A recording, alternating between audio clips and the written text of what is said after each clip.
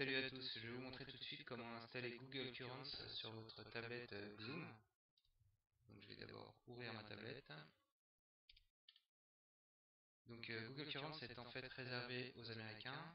Mais si vous avez l'APK, donc l'APK que vous voyez ici grâce à Johan qui a partagé un lien qui permet d'installer l'APK Google Currents, vous passez outre ce filtrage.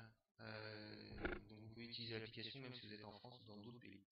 Mais pour pouvoir installer cette application sur votre tablette Android ou sur votre téléphone Android, il faut au préalable s'assurer qu'au niveau des paramètres de votre téléphone ou de votre tablette, vous autorisez l'installation de sources tierces. Donc on va dans les paramètres, ici, paramètres, là, et quelque part vous devez avoir dans application. Non, c'est pas dans l'application. C'est dans sécurité, je pense. Sécurité. Vous devez cocher gestion de l'appareil source inconnue. Donc moi c'est bien coché. Par défaut je pense que c'est décoché. Donc vous cochez. Alors vous avez quand même des mises en garde. Vos tablettes et vos données personnelles sont plus vulnérables à des attaques d'applications provenant de sources inconnues. Donc a priori le lien que nous envoie Johan est sûr. Donc pas de problème. Voilà. Donc je clique sur le lien ici qui est envoyé Johan. Je vous enverrai le lien. Donc ça va débarrer le téléchargement. On voit en bas à droite, là, il y a un fichier qui est en train de se télécharger. Ici, Currents 101.apk, qui doit faire 5,6 mégaoctets. Téléchargement terminé, on va sur le fichier. On voit bien à l'écran apparaître Currents. Voulez-vous installer cette application? Installer. L'installation est en train de se faire.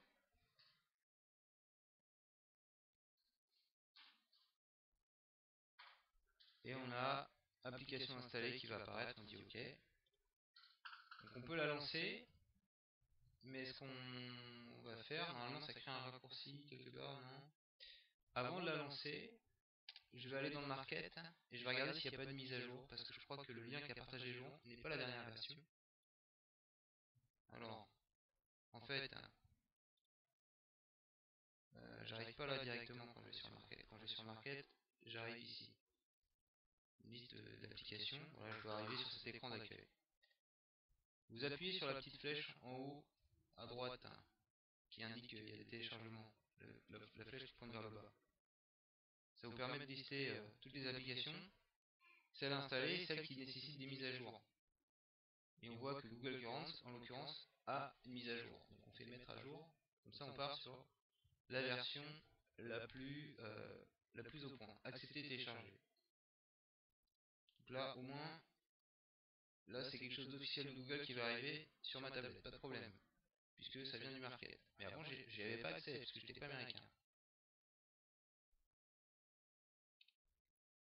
Vous auriez pu essayer de chercher Google Currents sur le market, vous ne l'auriez pas vu.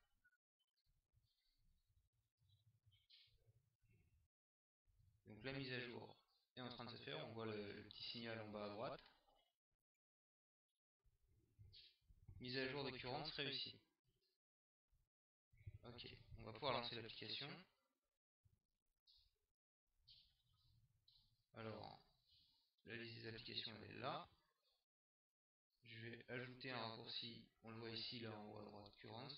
Je clique dessus et je vais le déposer ici à côté d'autres applications similaires pour consulter donc des flux d'actualité, des flux RSS et des infos issues de vos amis sur Facebook, Twitter, Google+. On clique sur Currents. Donc il faut indiquer votre compte Gmail. Vous avez une petite démo du service. On vous indique comment ça marche. Là c'est en anglais, hein, parce que c'est réservé aux Américains.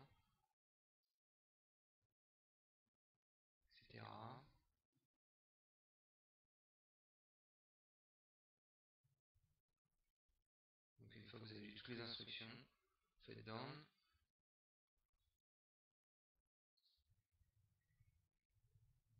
Et donc là, il va mettre à jour toutes les sources d'informations. Vous avez accès à Currents.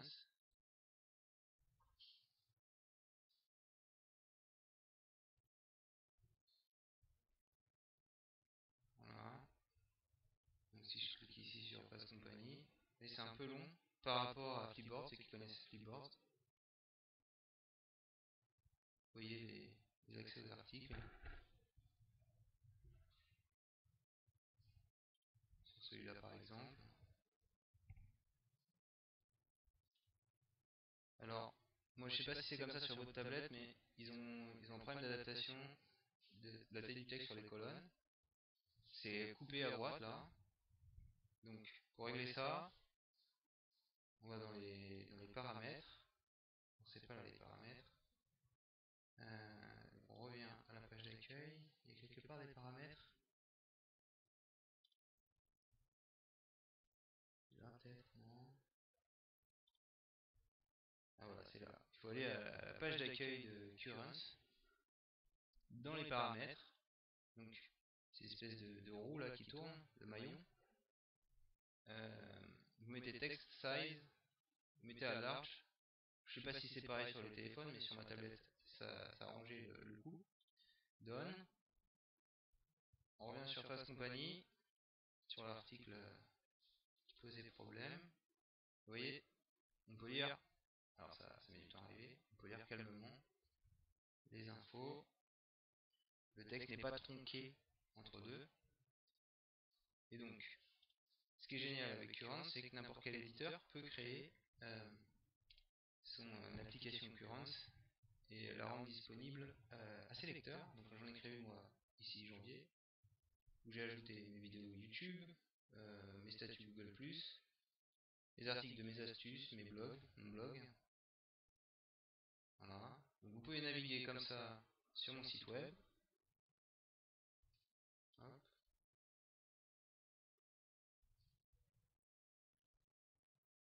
Alors bon, pour accéder à l'article dans son intégralité, il faut cliquer ici. Donc là vous basculez sur le site. Voilà. Voilà. Donc très facile d'installer Currents. Vous pouvez ajouter vos propres sources. Tout le monde est content. Et ce n'est pas réservé aux Américains si vous avez bien suivi la manip du départ. Par contre, l'application est-elle en anglais?